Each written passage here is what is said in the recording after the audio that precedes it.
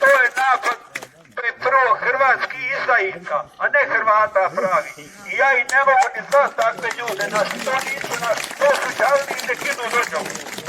Ne, mi ne trebamo tako. Oni, što su napravili? Oni su nas primili na križ, ko što su onda Isusa primili na križ i beru ruke. Koga god pitaš, nema pojma šta se dešava, ne znaju oni. Pa je ovo palo s neba ovdje. Ne vjerujem da je palo s neba. Nebo ne šalje tako što. Izgori, briga me se izgori. Dakle, ponavljam, čovjek koji može, koji je u stanju dovesti tako nešto u svom narodu, svojoj familiji, pa oni ubijaju svoje rođake s ovim. Ne može ovo, pa ne može ti staviti ogradu da ove supstance karcinogene, te stvari, da one sad ostanu u ovom krugu. Pa ide po čitavom Gospiću, ide u policiji, ide po selima ovima. Pa to su divljaci, to su bezdušne kreature koje su mogle ovo među svoj narod dovesti. Kakvi su to ljudi? Šta je to? I kaže, kad smo išli prijaviti ovaj skup, naravno policija je bila vrlo ljubazna, ugodna i pristojna, pozdravljam ih, hvala im i upozoravaju me od prilike, kaže, pazite, nemojte prozivati nekoga, znači nemoj neka imena spominjati, nemoj, ne znam šta bi ja onda ovdje pričao ako ne smije ništa spominjati. Ne znam kog smisla imaju skupovi ovdje. Koji smisla? Ja jednostavno sam morao reći, ovi koji su ovo tu instalirali, ovu atomsku bombu, ja to neću zvati smeće. Smeće vam može biti lišće, može papir, može trava, može svašta biti smeće. Ovo je atomska bomba tu.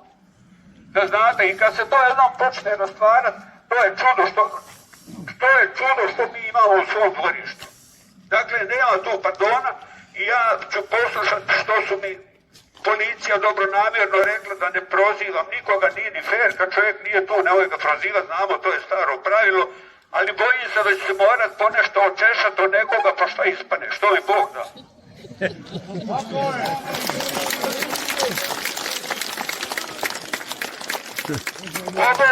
Ovo ovdje, to kažu stručno da je to ekocid, koliko ja znam, tako se to zove. Ja ponovo sve pozivam, mislim, ko se ja da pozivam? Pozivam nas, ne pozivam ja vas, pozivam i sebe, pozivam sve Ličanke i Ličane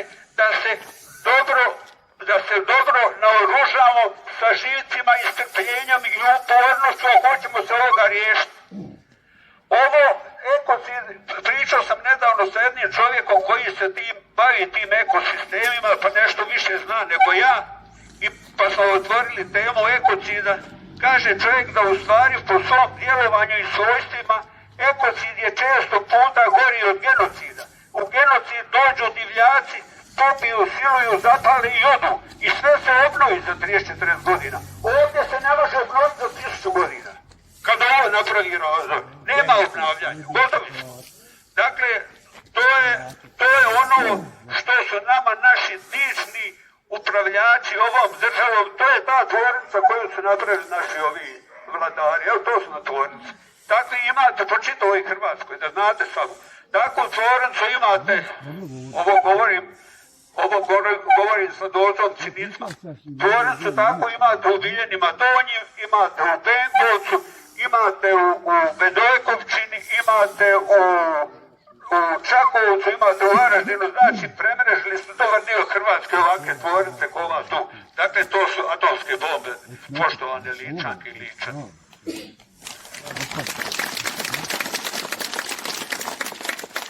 Ja želim samo još jednu stvar na ovu temu ekocida i ove atomske bombe koje su nam tu instalirali. Želim još jednu stvar reći. Ako se mi ne odapremo, tako bi mi Ličani rekli, ako se mi ne odapremo i inzistiramo i izborimo se da nam ovo odavde odvezu, kako god znadu i umiju oni koji su dovezli neki odvezu, morate znati jednu stvar.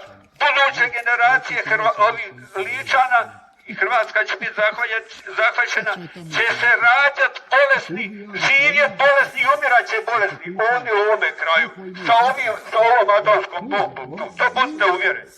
Zato pozivam, dakle, i molim, naročito mlađu generaciju koji misle ovdje živjeti, koji misle ovdje obitelji stvarati, djecu stvarati, da oni naročito se angažiraju i da izađu iz svoje komocije i da čine nešto.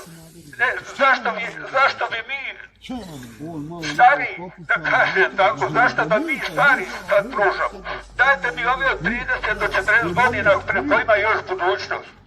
Mi stari imamo po nekoj šemi jednu obavezu, a ta obaveza je u stvari takva, mi smo ovu zemlju, Ličku ili Hrvatsku, ali ja ću ostati na Ličku sada, mi smo je primili od naših predaka ispravnu, zdravu i korisnu.